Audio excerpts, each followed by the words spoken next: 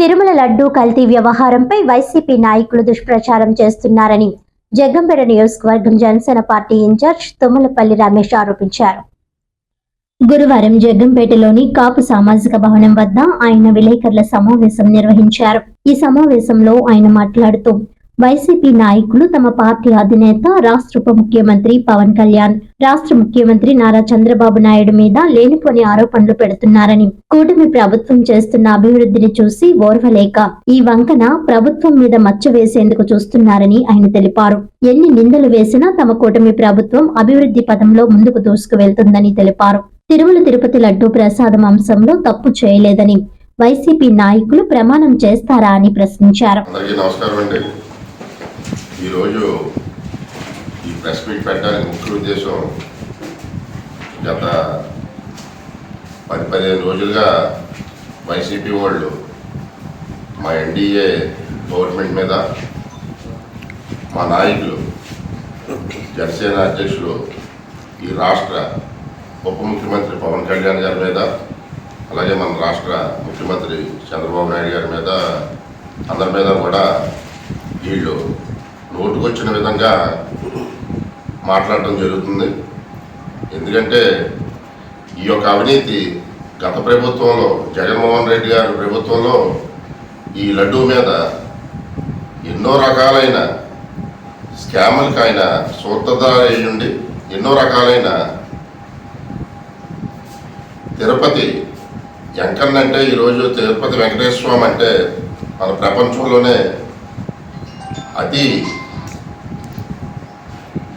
బాగా భక్తులున్న దేవుడు. అలాగే ప్రపంచవ్యాప్తంగా మన హిందూ ధర్మంలో, హిందూ సనాతన ధర్మంలో కూడా హిందువులకి అత్యంత పొద్దున్న లేపితే దండం పెట్టుకుని దేవుడి మీద ఈ లడ్డూ ఒక ఉదాంతాన్ని మనోభావాలు దెబ్బతింటాయని చెప్పి మేము కూడా దీన్ని కామెంట్ చేయకుండా, మేము కూడా ఆయన మీద ఎప్పుడు కూడా ఏ రకమైన పెట్టకుండా కూడా మేము ఆగడం జరిగింది. ఎందుకంటే హిందూ మనోభావాలు దెబ్బతింటాయనే ఉద్దేశంతో. కానీ వీళ్ళు కావాలని దాన్ని, ఏమీ లేని దాన్ని దుష్ప్రచారం చేస్తా, ఇలాగా ఏమీ లేదు, సిట్టి ఏమీ నివేదిక ఇవ్వలేదు, ఏ రకమైన కల్తీ జరగలేదనే ఉద్దేశంతో మళ్ళీ దాన్ని కావాలనే ఉద్దేశంతో వీళ్ళు హిందూ మనోభావాలు దెబ్బతినే విధంగా చెప్పడం జరుగుతుంది. ఎందుకంటే మనం అన్ని మతాలకి అందరూ ప్రాతినిధ్యం వహిస్తారు.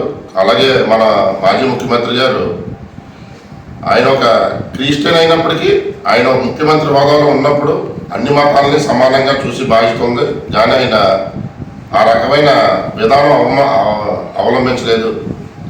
ఆయన గుళ్ళు కానీ, గుళ్ళు మీద దాడులు కానీ, ఎన్నో రకాలైన ఇబ్బందులు ఈ హిందూ ధర్మం మీద చేయడం జరిగింది. మా నాయకులు పవన్ కళ్యాణ్ గారు హిందూ పరిరక్షణకి అని చెప్పి ఎన్నో రకాలైన చర్యలు తీసుకోవడం, అలాగే ఈ లడ్డు ఎన్డీడీబీ నివేదిక కూడా ఇచ్చింది, ఇది ఇందులో కల్తీ జరిగిందని చెప్పి.